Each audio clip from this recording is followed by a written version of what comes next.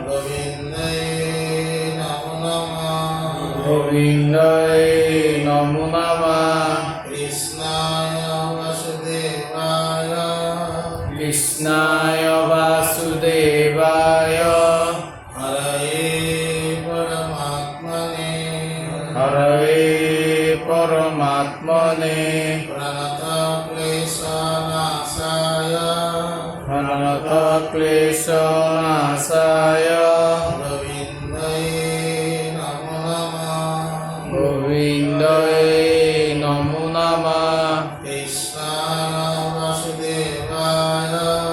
কৃষ্ণায় বাসুদেবায়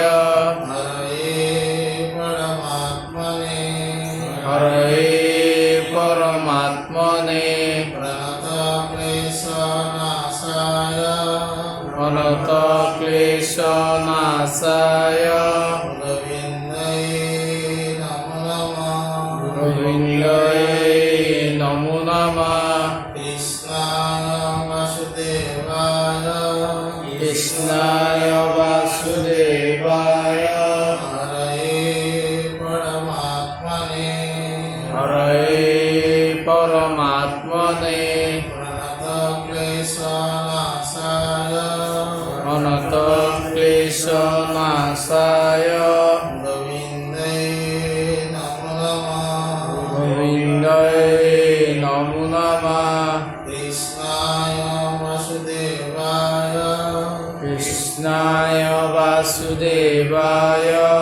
হরয়ে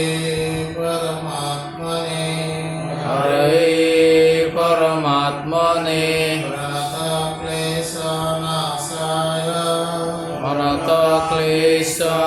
অনন্তক্লেশনাশায়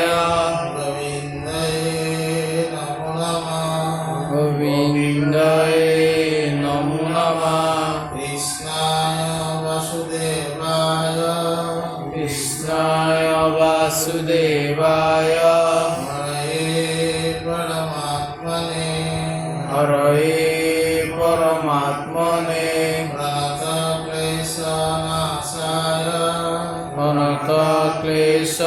অনন্তক্লেশনাশায় গোবিন্দায় নমো নমঃ কৃষ্ণায় বাসুদেবায় হরয়ে পরমাত্মনে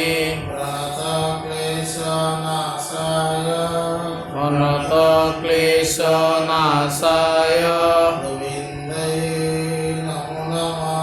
গোবিন্দায় নমো নমঃ ও রাম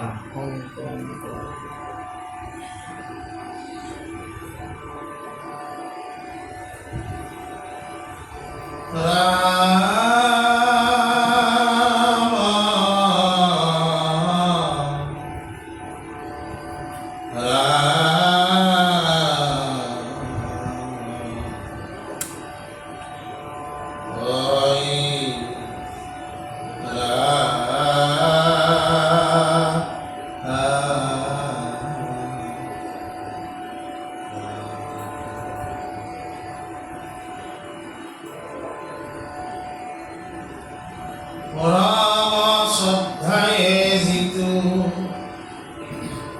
প্রিয় প্রতিনিত অন্ত ভগবন্ত আকি তার সন্নিহিত ইচ্ছাইতে বৈকুণ্ঠ সুখ মিলে সর্বক্ষণে লয়ুষ ইহার সাক্ষী ব্রহ্মারব শনে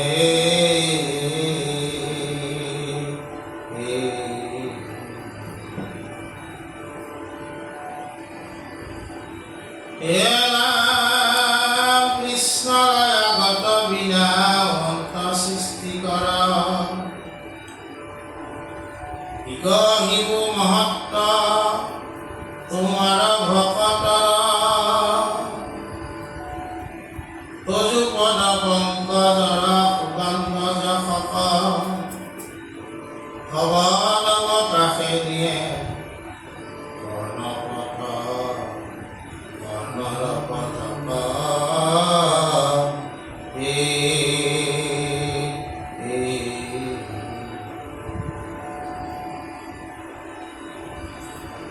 হে ৰাম পায়সিতো গন্ধ মহাসন্তোষ মিলায়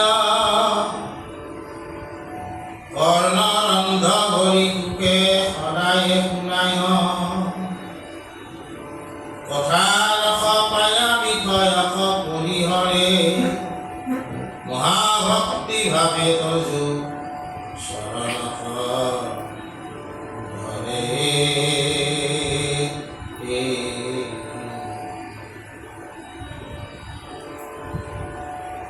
হে ৰাম তোমাৰ পাৱত লগাইলে প্ৰেম জৰি জয়বা খব পাৰা তাৰ হৃদয় এৰি তুমি যাৰ হৃদয়ত সদায় প্ৰকাশ বিজনে নকৰে মোকো জীৱবি নাশয়ে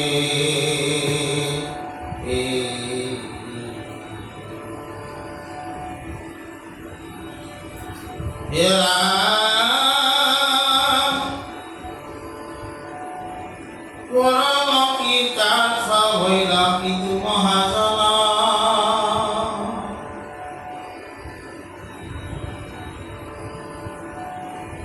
কৃষ্ণ ৰাম এহি মানে কৈলো ব্ৰহ্মা দেৱৰ বচনায়ে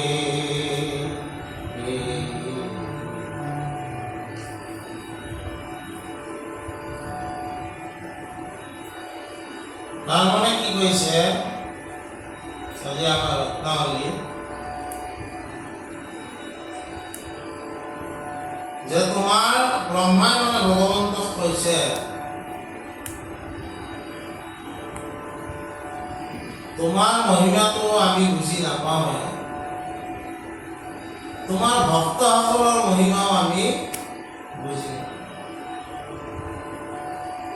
কিহৰ কাৰণে যে পৃথিৱীত যিমান মনুষ্য আছে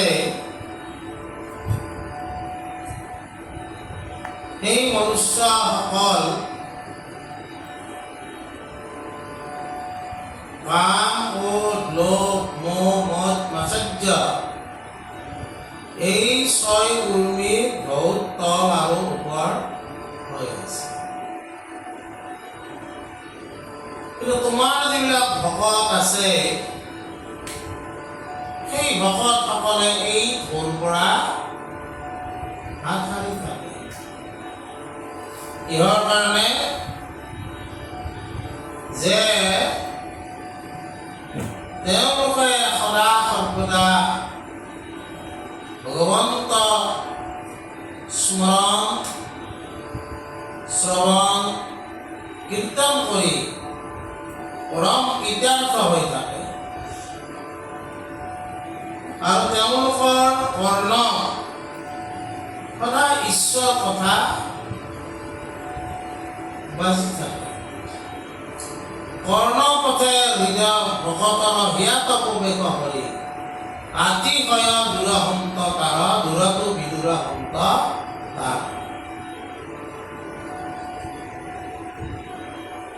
এই যিটো কৰ্ণৰ দ্বাৰাই তেওঁলোকে যি হৰি কথা শুনে তাৰ দ্বাৰাই কি হয় হৰিয়ে হৃদয়ত প্ৰৱেশ কৰে আৰু হৃদয় যেতিয়া স্বচ্ছ হয় তেতিয়া হয় কি আতিশয় দূৰহন্ত তাৰ দূৰত বিদূৰহন্ত তাৰ যিবিলাক কাম ক্ৰোধ লোভ মোহ মদ মাৎসৰ্য আমাক আসক্ত কৰি ৰখাৰ যি প্ৰৱণতা এই প্ৰৱণতা কৃষ্ণ ভকতৰ কি হয় নোহোৱা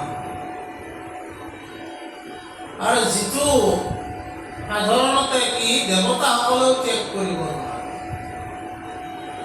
ইন্দ্ৰও সদায় কি কৰি থাকে তেওঁৰ আসনখন কোনোবাই কাঢ়ি নিয়ে বুলি ভয় কৰে প্ৰতিটো দেৱতায়ে প্ৰতিজন দেৱতাই নিজৰ নিজৰ যিটো শক্তি সেইটো কোনোবাই কাঢ়ি লৈ যায় বুলি কি কৰে ভয় কৰে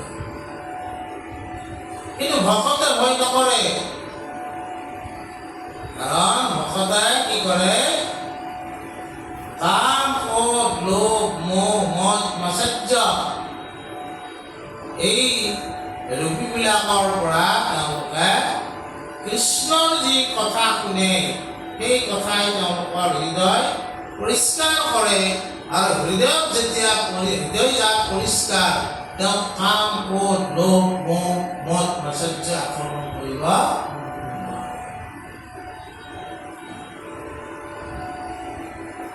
বুজা নাই। আৰু সেইকাৰণে ব্ৰহ্মাই কৈছে যে তোমাৰ ভক্তৰ মহিমাও আমি বুজি নাপাওঁ, আৰু সেইকাৰণে একবাৰ তোমাৰ ভক্ত হোৱাৰো মোৰ ইচ্ছা আছে। ব্ৰহ্মাৰ প্ৰাৰ্থনী নৰতনু অনুপাম। ব্ৰহ্মাই প্ৰাৰ্থনা কৰিছে যে দেৱতাসকলেও কিয় যিটো ত্যাগ কৰিব নোৱাৰে, পদৰ যিটো লোভ, সেই লোভ মনুষ্য কৃষ্ণ ভগতে কেনেকৈ ত্যাগ কৰে।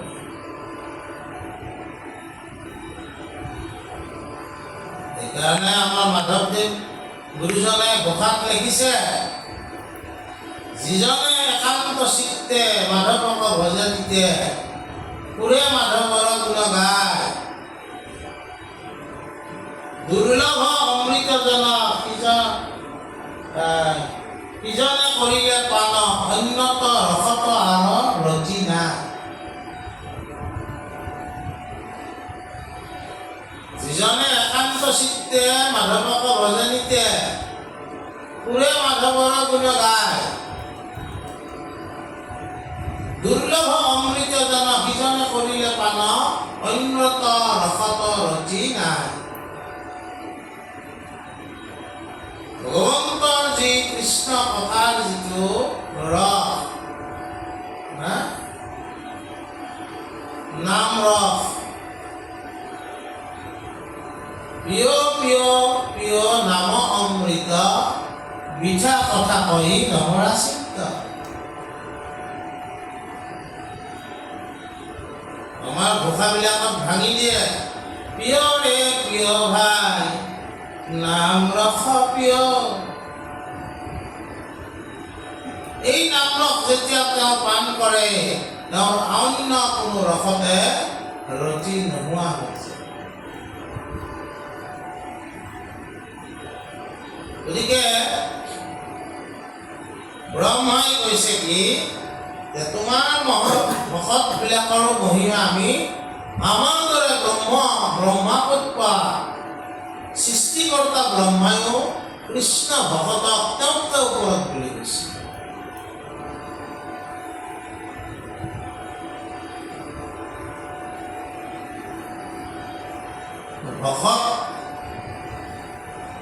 ভকত সেইকাৰণে আমি সকলোৱে কৃষ্ণ ভকত হ'বলৈ চেষ্টাহে কৰি আছো।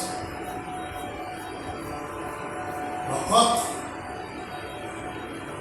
একেবাৰে সৰু বস্তু নহয়, বুজা।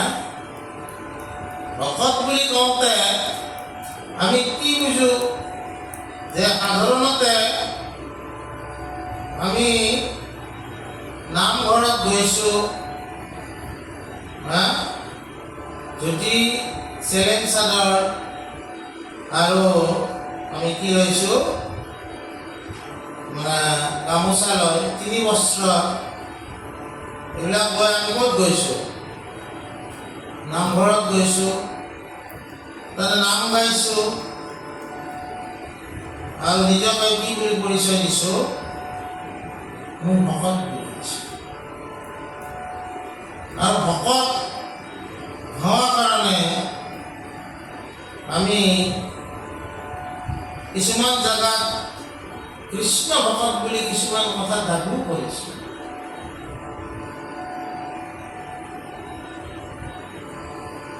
কিন্তু আমি যিটো দেখিলো যে কৃষ্ণ ভকতক ব্ৰহ্মায়ো আনকি সমীহ কৰে। কৃষ্ণ ভকত কিমান উচ্চ পৰ্যায়ৰ, বাৰু আমি কিমান উচ্চ পৰ্যায়ৰ যাব পাৰোঁ নোৱাৰোঁ বেলেগ কথা, কিন্তু আচলতে আমি মানে ভকত বুলি আমি মানে দাবী কৰোঁ, ইমান সহজ নেকি?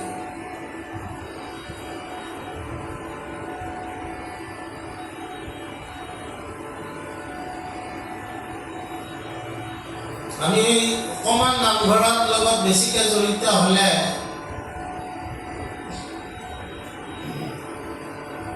অন্য সম্প্ৰদায় কিছুমানক আমি তিৰস্কাৰ কৰা আৰম্ভ কৰিলা। মানে ইমানে ডাঙৰ আমি কৃষ্ণ ভগৱান হ'লোঁ, বাকীবিলাক সম্প্ৰদায়ক আমি তিৰস্কাৰ কৰা আৰম্ভ কৰিলোঁ।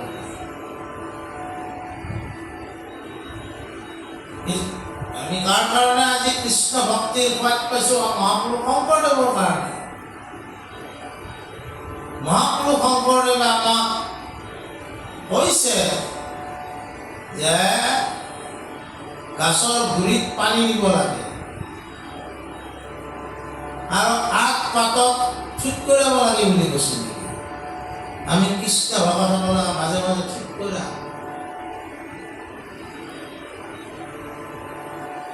কৃষ্ণ ভকত হ'ব লাগিলে কেনেকুৱা গুণৰ অধিকাৰী হ'ব লাগিব, যাক ব্ৰহ্মাই আনকি সমীহ কৰিছে।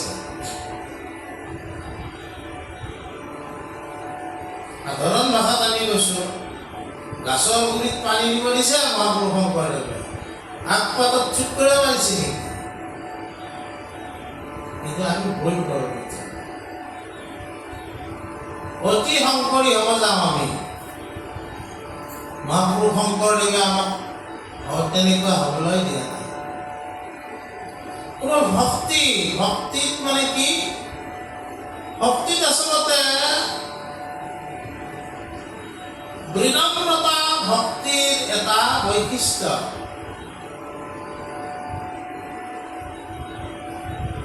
বিনম্ৰ হ'ব লাগিব, সকলো ক্ষেত্ৰতে বিনম্ৰ হ'ব লাগে।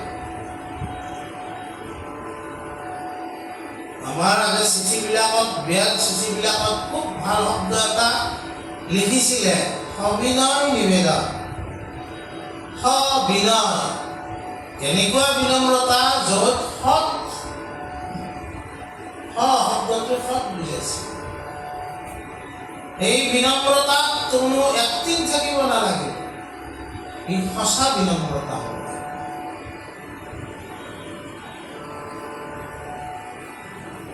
সেই বিনয়ী ভকতসকলৰ সামাইনি ঈশ্বৰ কথা প্ৰৱেশ কৰে, ইয়াত স্থিতি হয় আৰু সেই ঈশ্বৰ কথা মতে জীৱনটো তেওঁলোকে জীৱন যাপন কৰে।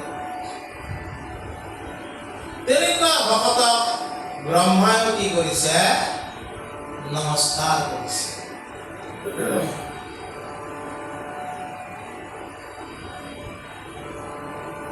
আৰু ভাগৱতও যিহেতু ৰত্নাৱলী ভাগৱতৰ সাৰ গ্ৰন্থ, ভক্তিৰ গুৰুত্বপূৰ্ণ শ্লোকবিলাক লগ লগাই ৰত্নাৱলী লিখা হৈছে।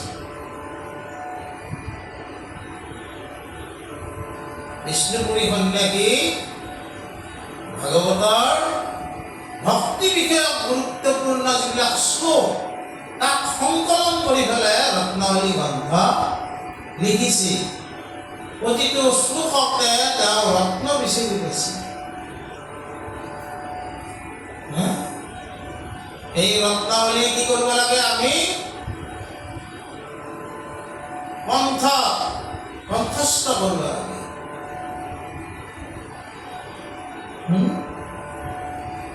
আৰু তেনেকুৱা ভকতক যিয়ে ভক্তি ৰত্ন গলত পিন্ধি লৈছে, হৃদয়ত স্থিতি কৰাইছে, এই ভকতক ব্ৰহ্মায়ো কি কৰিছে? নমস্কাৰ কৰিছে। ব্ৰহ্মাই কৈছে, তোমাৰ যেনেকে মহিমা তুমি অব্যক্ত ঈশ্বৰ হৰি কিমতে বুজিবা কান্ত, ব্যাপকত কিবা বিসৰ্জন, এটা অন্ত মূৰ্তি শূন্য কেনামতে চিন্তি বাহা ৰাম বুলি শুদ্ধ কৰা মন, তুমি অব্যক্ত ব্যাখ্যাচিত। ঠিক তেনেদৰে তোমাৰ ভকতসকলৰো মানে গুণ কৈ কোনেও শেষ কৰিব নোৱাৰে।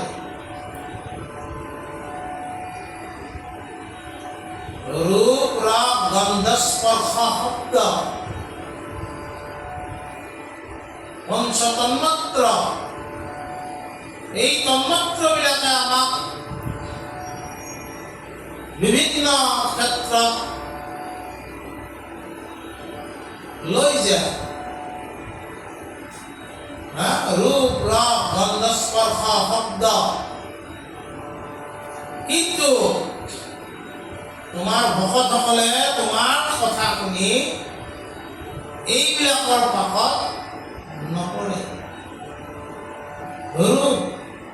ৰূপ দেখিও আমি বিমোহিত হওঁ।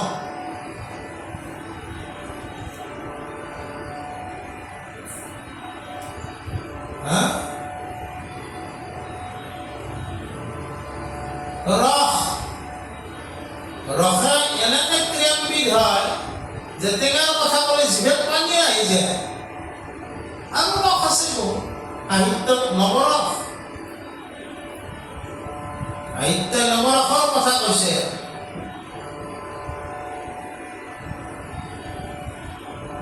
আৰু ভাগৱতে সেই 9টা ৰসৰ লগত ভক্তি ৰস আকৌ যোগ কৰি দিছে। আমি নৱৰসত আলোকিত হৈ থাকিব খোজো, ভক্তি ৰস। কিন্তু যেতিয়া ভক্তি ৰসত তুমি আপ্লুত হবা, তেতিয়া এই 9টা ৰসে তোমাক একো আসক্ত কৰিব নোৱাৰে। এই ভাগৱততে মহাপুৰুষ শংকৰদেৱে ৰাসৰ কথা লিখিছে। কি ৰসক ভিত্তি কৰি ৰাসৰ কথা লিখিছে? শৃংগাৰ ৰস। কিন্তু ভালকে যদি সেই ৰাস পঞ্চাধ্যায় অধ্যয়ন কৰা যায়, সি আমাক কি কৰিছে? কামক জয় কৰা কেলি বুলি কৈছে। শুনিওকা বুধজন জনমহাপলি কৃষ্ণৰ ৰাস কিনা ইটো কাম জয় কেলি, কামনাক জয় কৰা কেলি বুলি কৈছে। কিন্তু দেখাত কেনেকুৱা? শৃংগাৰ ৰসেদি ভৰি আছে।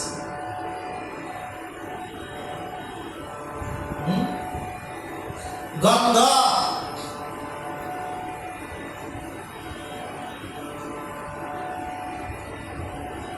কিছুমান গন্ধৰ কেতিয়াবা কোনোবা আঞ্জা ৰান্ধিলে তাৰ পৰা এটা গন্ধ স্মেল আহে, এই স্মেলটো আমাক আকৰ্ষণ কৰে। লগে লগে আমাৰ মনত কি হয়? অলপমান হয়নে খাব পাৰিলে ভাল আছিল। সকলোৱে আমাক আমনি কৰে, কিন্তু ব্ৰহ্মাই কৈছে যে কৃষ্ণ ভকতক একোৱে আমনি নকৰে। শ্ৰীৰামতাই 5টা পুৰি শাকৰ পাতেদি ভাত খায়ো কি কয়? পঞ্চামৃতেদি আমি আহাৰ গ্ৰহণ কৰিছোঁ।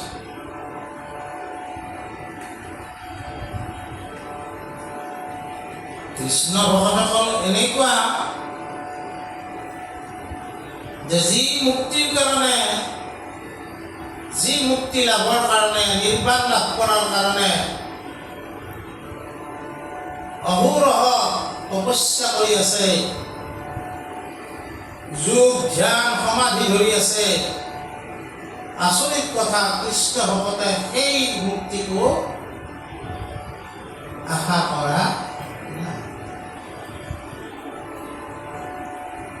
সেইকাৰণে সৃষ্টিকৰ্তা ব্ৰহ্মায়ো কৃষ্ণ ভক্তক নমস্কাৰ কৰিছে। গতিকে কৃষ্ণ ভকতি কেনেকুৱা উত্তম ভকতি?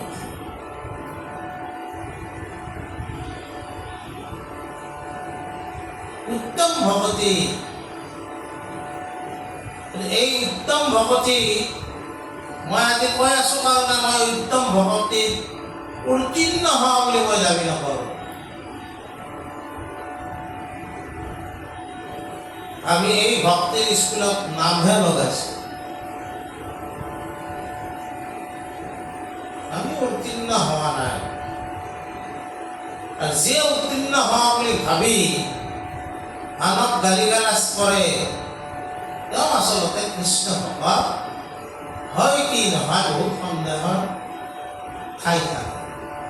কাৰণ কৃষ্ণ ভকত হোৱাৰ ডাঙৰ এটা লক্ষণ হৈছে বিনম্ৰ হ'ব লাগিব।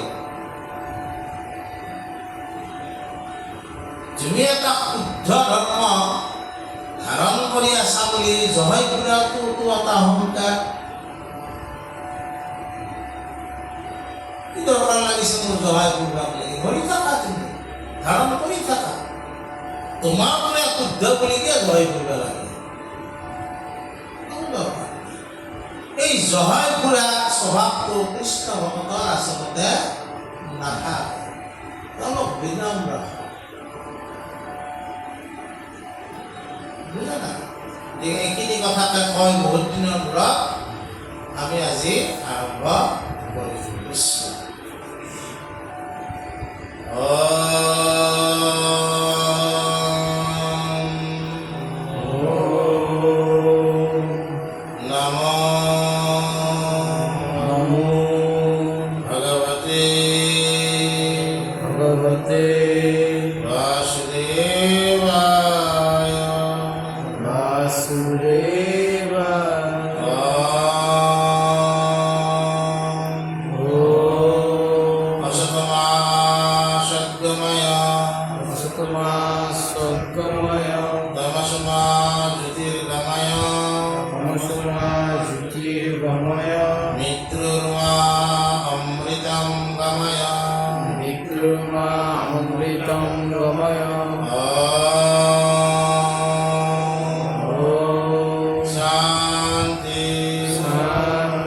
शांति